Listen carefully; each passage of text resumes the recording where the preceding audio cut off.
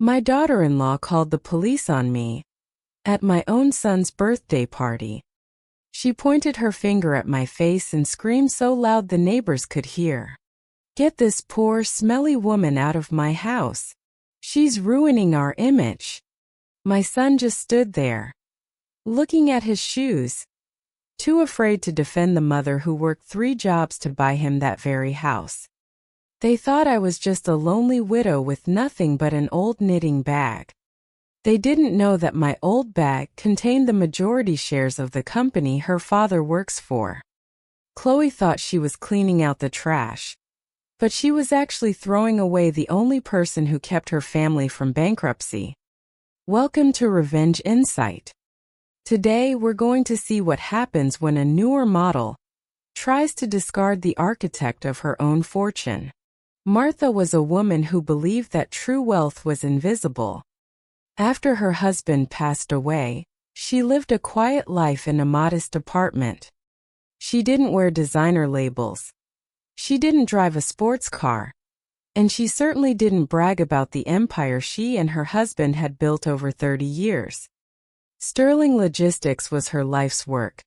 But after her husband's death, she stepped back, letting a board of directors handle the day-to-day operations while she remained the silent, majority shareholder. Her only joy was her son Liam.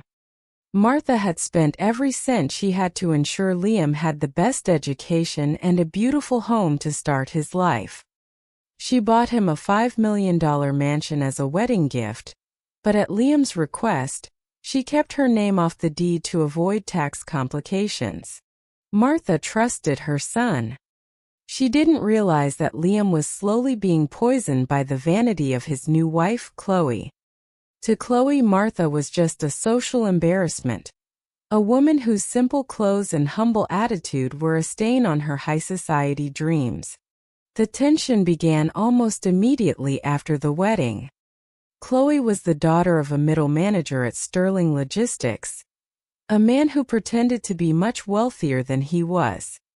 Chloe had spent her whole life trying to climb the social ladder, and she viewed Martha as a hurdle in her way.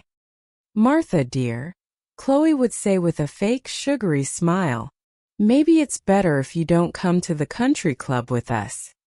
Your style is a bit too vintage for our friends." Liam started to follow Chloe's lead. He stopped visiting Martha's apartment, saying he was too busy with the new social circle. When Martha did visit them, she was treated like a guest who had stayed too long. Chloe would make loud comments about the smell of cheap laundry detergent whenever Martha entered a room. Martha felt the sting of their disdain, but she kept her silence. She loved her son, and she hoped that in time, Chloe would see that a person's value isn't measured by the price tag on their shoes. She had no idea that the disdain was about to turn into a full-blown assault. It was Liam's 35th birthday. Martha had spent all morning baking his favorite apple pie, a recipe that had been in their family for generations. She arrived at the mansion early, hoping to spend a quiet moment with her son before the important guests arrived. But Chloe was already in a state of high stress, barking orders at the caterers. When she saw Martha holding the pie, she looked at it as if it were a bomb.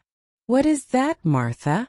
Chloe hissed, her eyes scanning the driveway for the first Mercedes to arrive. "It's Liam's favorite, Chloe," Martha said gently. "I thought we could. We have a 5-tiered French cake coming, Martha. We don't need your homemade garbage sitting on the table. And look at you. You're wearing that same gray cardigan. Our friends from the city are coming. You look like the help." Chloe grabbed the pie and threw it into the trash can near the kitchen, right in front of Martha's eyes. Martha felt a tear prick her eye. But before she could speak, Liam walked in. "Mom, Chloe is right," Liam said, avoiding her gaze. "Maybe you should go sit in the back garden until the party is over. We have some very influential people coming tonight."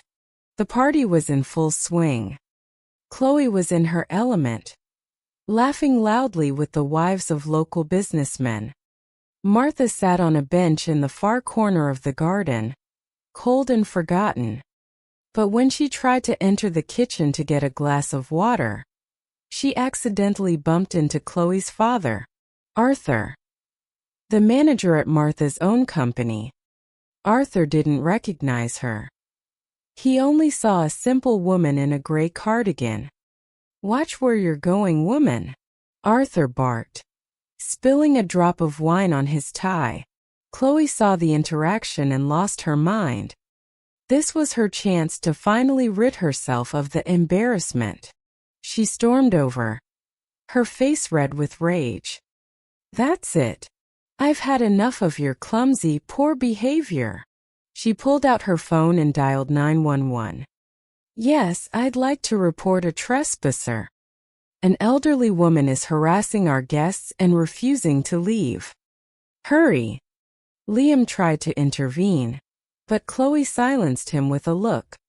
Within 10 minutes, the flashing lights of a police car filled the driveway. Martha stood there, humiliated in front of everyone, as the police asked for her ID. "You want me to leave, Chloe?" Martha said, her voice suddenly cold and clear. "Fine. But remember, once I walk out that gate, everything I've built goes with me." Chloe just laughed. "Built? You haven't built anything but a collection of mothballs. Get out." Martha didn't go home to cry. She went to the Sterling Logistics headquarters. It was 11 p.m., but she knew the night security and the digital files were always active. She used her master key, a key she hadn't used in years, and walked into the executive boardroom. She called the chairman of the board. "This is Martha Sterling," she said, her voice like sharpened steel. "I want a full audit of Arthur Miller's department, and I want a board meeting at 9 a.m. tomorrow. Subject: immediate restructuring and asset repossession." The next morning, Chloe and her father Arthur were at breakfast, laughing about the homeless woman they had kicked out the night before. Arthur was bragging about the promotion he expected to get that day. But when he arrived at work, his badge wouldn't open the door. He was escorted to the boardroom, where Martha was sitting at the head of the table, wearing a black suit that cost more than Arthur's annual salary. Her hair was perfectly styled, and her eyes were cold. "Arthur," Martha said, "I believe you had some wine spilled on your tie last night. Don't worry. You won't need a tie where you're going. The strike was surgical." Arthur was fired on the spot for years of mismanaged expenses that Martha's audit had uncovered in just a few hours. But the real blow was for Liam and Chloe.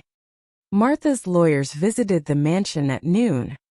"Mr. Sterling, Miss Chloe," the lawyer said, handing them a stack of documents. "Since the purchase of this home was funded entirely by a trust managed by Martha Sterling, and since you reported the owner of that trust as a trespasser, she has decided to exercise her right to revoke the gift. You have 48 hours to vacate the premises." Liam scrambled to call Martha, his voice trembling with panic.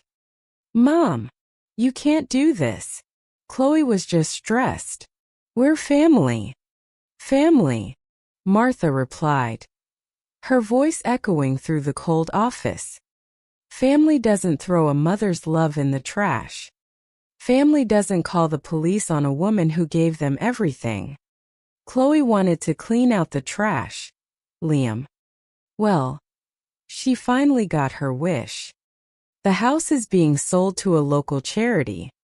Go find a newer model of a home, Liam. I'm done being your safety net."